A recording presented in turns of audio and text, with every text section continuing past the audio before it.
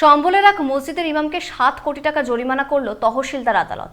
মসজিদের পাশেই বাড়ি তৈরি করে সপরিবারে থাকতেন তিনি। এই দরিদ্র ইমাম কিভাবে টাকা মেটাবেন তা নিয়ে চিন্তায় রয়েছেন তিনি।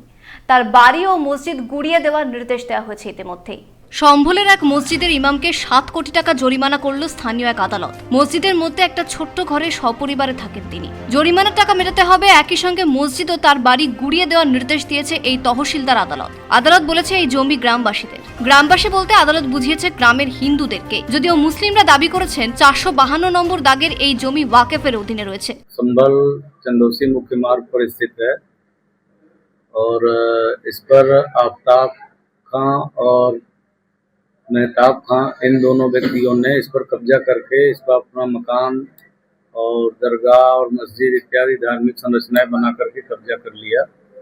यह भूमि चकबंदी प्रक्रिया में पेड़ लगाने के स्थान के रूप में आरक्षित की गई थी। उसके बाद 1972 में तहसीलदार संभल ने इसको संपत्ति ग्राम समाज में दर्ज कर दिया। यह भूमि कभी भी किसी के व्यक्तिगत स्वामित्व में नहीं थी, परंतु इन लोगों ने अपना निरंतर कब्जा बनाए रखते हुए इस पर धार्मिक गतिविधियों का संचालन करते रहे।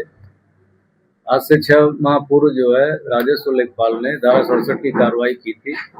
उस कार्रवाई में पक्षों को साक्ष्य का पूरा अवसर देते हुए शनिवार 7 तारीख को 7 करोड़ रुपए का जुर्माना आरोपित करते हुए बेदखली का आदेश पारित किया गया है। ওয়াকফ সম্পত্তিতে মসজিদ তৈরি করা হয়েছে, আর মসজিদের পাশেই একটা ছোট্ট ঘরে থাকেন মসজিদের ইমাম সাইফ খান। মুসলিমরা দাবি করেছে এই মসজিদের খানিকটা দূরে একই এলাকায় ছোট ছোট অনেকগুলো মন্দির রয়েছে। কেন সেই মন্দির তাহলে গুড়িয়ে দেওয়া হবে না? কোনো প্রশ্নের উত্তর দেয়নি স্থানীয় আদালত। গত 1 মাসে শুধুমাত্র সম্বলে 17টা মসজিদ গুড়িয়ে দিয়েছে যোগীর প্রশাসন। এক মসজিদকে 9 লক্ষ টাকা জরিমানা করা হয়েছে। এক মাদ্রাসাকে 51 লক্ষ টাকা জরিমানা করেছে যোগীর সরকার। দরিদ্র ইমামের কাছ থেকে 7 কোটি টাকা জরিমানা সংগ্রহ করবেন স্থানীয় সরকারি কর্মীরা। ব্যুরো রিপোর্ট, পূবের কলম ডিজিটাল।